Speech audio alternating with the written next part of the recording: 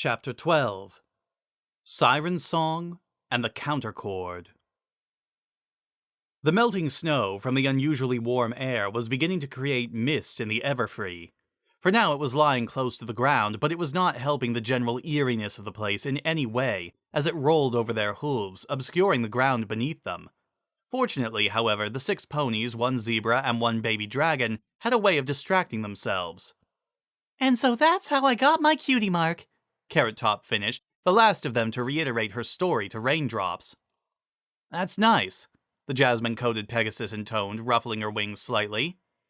So that makes it your turn then, Cheerily said. I'm not going to save Equestria with a pony I don't know anything about. Raindrops shrugged. Born in Cloudsdale, loved it when it rained, and I got my cutie mark pretty early since I'd known that all throughout my foalhood. When my brother was born a unicorn, my parents and I moved to Ponyville. I joined the Weather Patrol, and that's it. Lyra's ears were twitching and swiveling slightly, as though she heard something. Any pony else hear that? She asked absent-mindedly as Raindrops spoke. When the Pegasus finished, however, she looked back to Raindrops, scowling a little. Oh, come on, she objected. We pour our bleeding hearts out for every pony and you expect to get by on that? She furrowed her brow in thought. You've gotta, resent your brother or your parents for making you move from Cloudsdale. Nope, Raindrops said. Ponyville's nice, I like it. No Weather Patrol stories? Cheerily tried. A few, I guess, she said, again ruffling her wings. But a lot of them are really technical, like the time Cloud Chaser made some Cirrocumulus undulati when the schedule called for Cirrocumulus laconicii. But I'd gotten my part right, so when the 2 cloud sections began overlapping, they made an Altocumulus lenticularis and caused some virga and microbursts. And RainbowDoubleDash was actually working that day, so me and Cloud Chaser had to work our wings off to cover before she noticed, and before the Altocumulus lenticularis devolved into an Altrosaurus translucidus. Okay, Trixie interrupted. Anything that non-Pegasi would be able to follow? I'm a Pegasus and I couldn't follow it, Dinky Doo provided. Raindrops thought a moment. Nope, she said. My life is pretty dull, usually. I like it like that. There was a collective sigh from the remaining ponies at that. Fine, Cheerily groaned. She looked ahead at Spike and Zecora. The former was sitting atop the back of the ladder, keeping his balance with practiced ease. How about you, Zecora? She asked. Do you have a cutie mark story? What is yours, anyway? Zecora shook her head and didn't move the cloak that covered her flank side. All I have are the stripes you see, she said. There is no cutie mark on me. And dragons don't get them either, Spike noted, as Zecora turned off of the rough path they'd been following and began walking into the woods. Every pony followed. I'm not the only one who hears that, am I? Lyra asked. Her ears had gone back to twitching slightly, focused in the direction Zecora was now taking them through the twisted trees. Here's what? Spike asked. You've got to have some stories, though, Cheerily pressed as she picked up the pace slightly to be trotting next to Zecora. The other 5 ponies, minus Lyra, also picked up their pace a little, and Zecora seemed to have an extra spring in her step. I do not mean to cause offense, but my story I do not wish to dispense, Zecora explained. My spirit quest is a private affair, and I do not wish to lay it bare. That's all right, Ditsy Doo admitted as they came to a wide river. It was probably supposed to be frozen over, but the ice atop of it was melted, and the river itself was fast flowing and beginning to lap at the edges of the banks due to all the melting snow and ice that was finding its way into it. The low fog that permeated the Everfree stopped at the edge of the river. Lyra stopped her canter when she reached the river, ears no longer twitching, instead focused forward. Okay, now I definitely hear music. Guys? Come on in, the water's fine. Lyra dashed forward and in front of the others, as they had not slowed down at the riverbanks, instead heading directly into it. She gasped slightly at the chill of the water. Despite the rising heat, the water itself was only just barely above freezing. Her exclamations, coupled with her interposing herself between the others, stopped them in their tracks before they could get too deep, but the ponies and Zebra all stared at her strangely. Lyra? Raindrops asked. You're in the way. I'm not going to try and ford a raging, freezing river, she responded. Please, oh please, don't decline. The others blinked, looking down as though seeing the water for the first time. Stars! Trixie exclaimed, and they all backed out of the river and onto its banks. How did I not see that? I don't know, Spike said, looking around. I was getting worried for a second, and yeah, I definitely hear music, Lyra. Come on in, the water's fine. Please, oh please, don't decline. Come and dance on the river's bed. I don't hear anything, Cheerilee noted and began absent-mindedly trotting forward. Lyra blinked, putting herself between Cheerilee and the water. She stared uncomprehendingly at the unicorn for a moment, then shook her head. We need to get to the other side. Yeah, Raindrops noted as she started forward. Lyra leaped in front of her, hooves up and pushing her back. You have wings, you idiot! Lyra noted as Zecora closed her eyes and began chanting something in a language Lyra didn't understand, while Spike hopped off her back. You and Ditzy-Doo can just carry us over. But this is faster, Ditzy-Doo said, eyes wide and a serene look on her face. Yet her eyes were also focused forward as she began trotting into the river. Groaning, Lyra's horn glowed and she seized Ditzy-Doo in a golden aura and pushed her back onto the shore. Then Trixie began trotting forward, forcing Lyra to move in front of her and shove her backwards. The other unicorn stumbled a little, falling down, but was quickly on her hooves again, and in the meantime Carrot Top was wandering forward. Come on in and join the dead. That's creepy, Spike objected, grabbing Carrot Top's tail and digging his feet into the ground. Unfortunately, his small size made little impact. Lyra grabbed Cheerilee with magic and pushed her back, while trying to physically hold Trixie back. Zecora! Lyra shouted at the zebra, the only one besides her and Spike that seemed unaffected, though the zebra remained in place and chanting. A little help? She didn't move. Ditzy-Doo managed to trot in nearly to her stomach, but Lyra once again resorted to magic, and had to do likewise for Raindrops and Trixie as she moved to put herself directly between Cheerilee and the water, pushing them back. Come on in, the water's fine. Please, oh please, don't decline. Come and dance on the river's bed. Come on in and join the dead. Something's wrong with them, Spike exclaimed. But how come we're not affected? I think it's some kind of magic song, Lyra exclaimed as she used telekinesis to hold back all of her friends. It wasn't going to work for long. Sweat was already forming on her brow. Dunno why it's not affecting you, but for me, it's 'cause it's poorly harmonized. The music stopped suddenly. The 5 ponies that had been trying to plunge into the freezing waters stopped trying to commit suicide, but remained in a trance, waving back and forth slightly. There was a splash from behind Lyra, and she turned and found herself face to face with some kind of creature that looked like a cross between a pony and a fish. Its upper body was mostly the same, with forelegs ending in hooves and a long snouted face, but rather than a mane, the creature had a long fin traveling down its back and smaller fins at its fetlocks. Its lower body, meanwhile, the parts that Lyra could see through the water anyway, consisted of a long fish-like tail with a pair of elegant-looking fins in place of rear legs.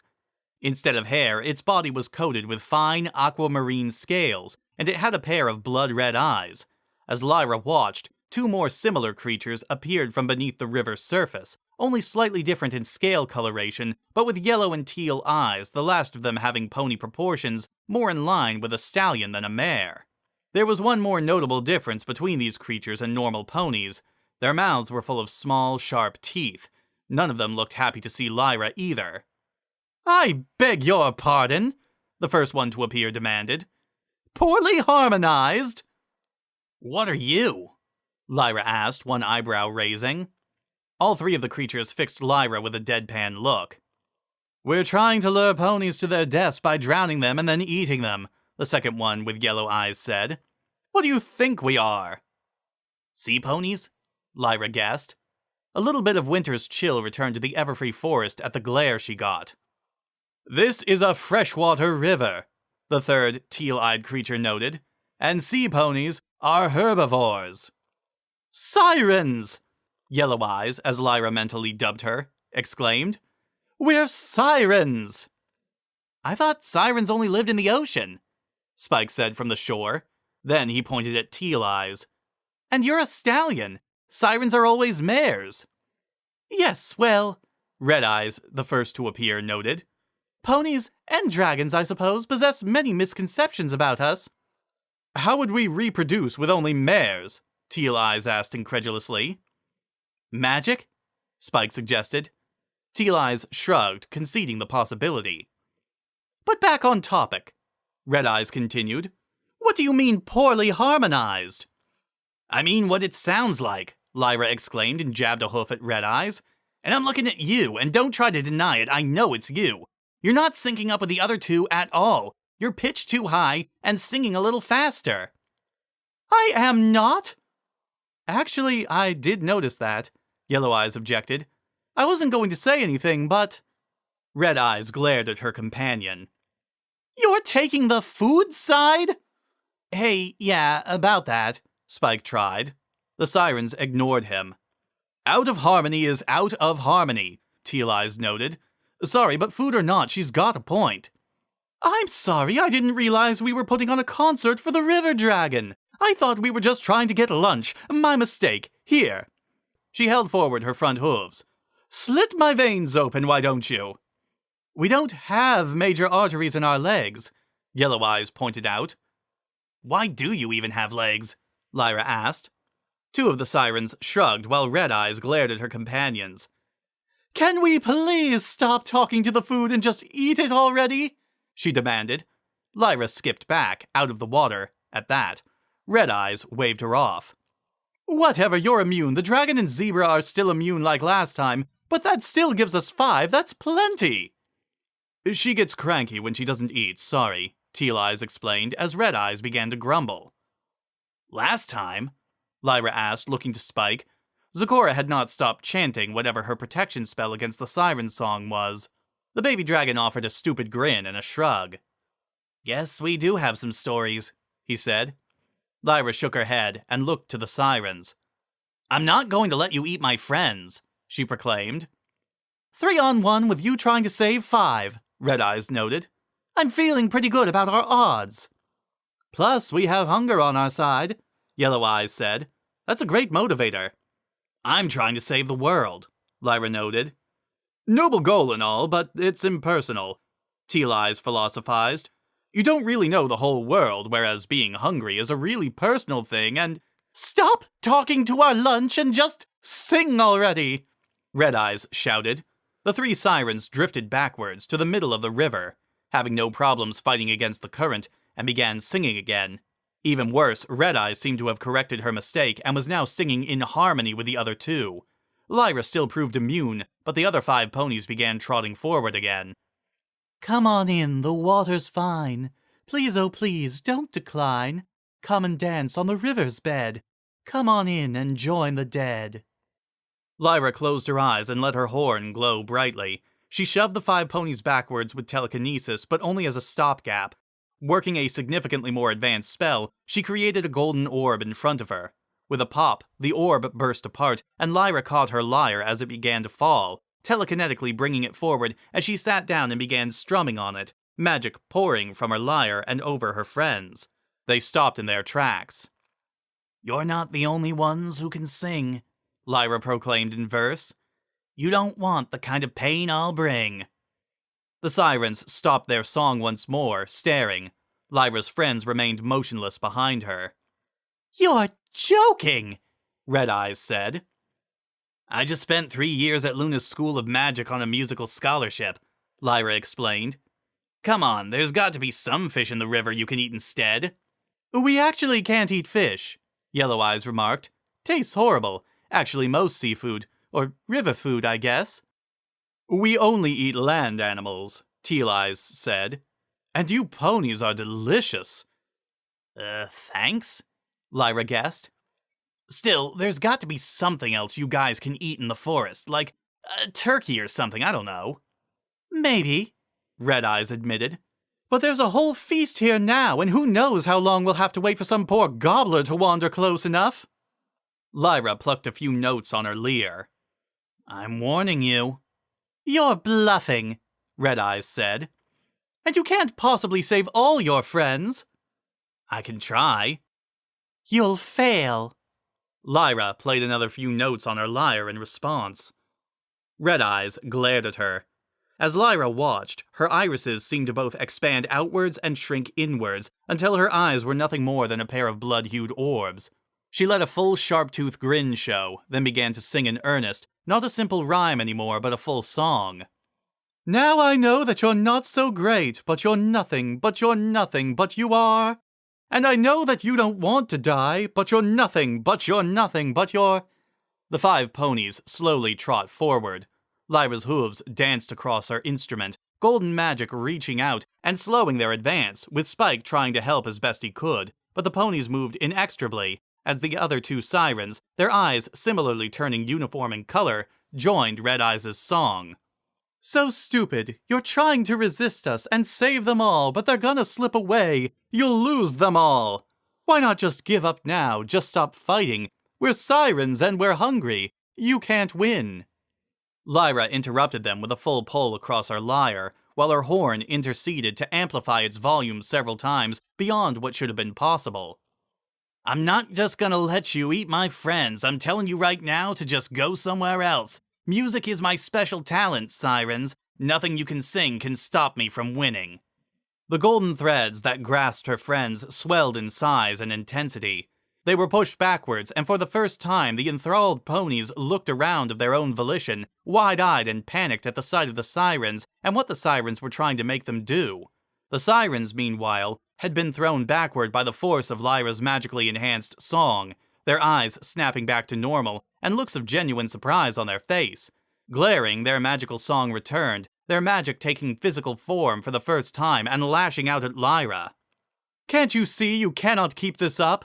We do this every day, fool, luring critters to the river so we can eat. But ponies are so tasty, we're gonna feast. Your magic doesn't scare us, you'll get weak. Again, Lyra interrupted them, standing on 2 hind legs, somehow keeping balance while doing so, and conjuring up a golden shield to ward off the sirens' magical lashes as she countered their continued hypnotic attempts and responded, hooves still dancing across the strings of her instrument. I'm not gonna let you eat my friends. I'm telling you right now to just go somewhere else. Music is my special talent, sirens. Nothing you can sing can stop me from winning. The sirens screamed, but still in song, as Lyra countered with magic. Despite her prowess, with 3-on-1, the red, yellow, and teal lashes that were reaching out to her golden shield. Lyra pushed back, however, and tendrils of golden magic began to lash out at the sirens as well. For the first time, fear as well as concern appeared on their faces. Maybe give us 1 or 2 to eat? Red Eyes offered in verse. You'll still have 2, seems like plenty, agreed? No way! Lyra responded as she dragged her hoof across her harp. The siren's magic and her own flared as they battled, then died suddenly, giving out under the strain of constantly being maintained by the 2 forces. The sirens fell backwards, almost falling under the river's water again. Lyra, on the other hoof, remained standing on her hind legs, magically holding her lyre aloft as she began strumming the same 2 strings over and over. I told you the pain that I could bring, but you didn't listen to me. You've lost, you've got nothing left, but I'm still here. Next to Lyra, a ghostly image formed and began echoing the verse, while still continuing the song, and with each verse, another Lyra would appear and begin echoing her. Just swim away while you still can, find something else to snack upon. You've lost, you've got nothing left, but I'm still here. You couldn't sing in harmony. Without my help, where would you be? You've lost, you've got nothing left, but I'm still here. The sirens shouted in defiance, rising up and magically lifting the water with them, the water in their grasp turning blood red, sickly yellow, and a deep, almost black shade of teal, and surging forward. Lyra didn't budge as the water came on, conjuring up another golden shield and golden tendrils to push it back, as the 2 competing musical forces dueled. The sirens had seemingly lost the ability to sing in verse at all, instead just conjuring pure vocal power, but Lyra actually turned that against them, incorporating it into her song as her chorus of illusions continued to sing as well. I told you the pain that I could bring, but you didn't listen to me. You've lost, you've got nothing left, but I'm still here. I'm not gonna just let you eat my friends, I'm telling you right now to go somewhere else. Still here. My music is my special talent, sirens. Nothing you can sing can stop me from winning. Still here. I'm not gonna just let you eat my friends. I'm telling you right now to just go somewhere else. Still here. There was a golden flash, the wave of water was thrown backward, but the sirens remained floating in the air, grasped firmly in Lyra's magical aura. They had stopped singing, their legs and tails and fins flailing, but Lyra only smirked before tossing them upstream as hard as she could. They landed with a splash some 30 feet away, quickly surfacing and staring wide-eyed at Lyra heartstrings. Music is my special talent, sirens, and now that I have won, you'd better swim off home. The sirens stared for only a moment more before disappearing beneath the river's water, rushing away. This was probably for the best, as it meant they didn't see Lyra collapse to the muddy riverbank moments later.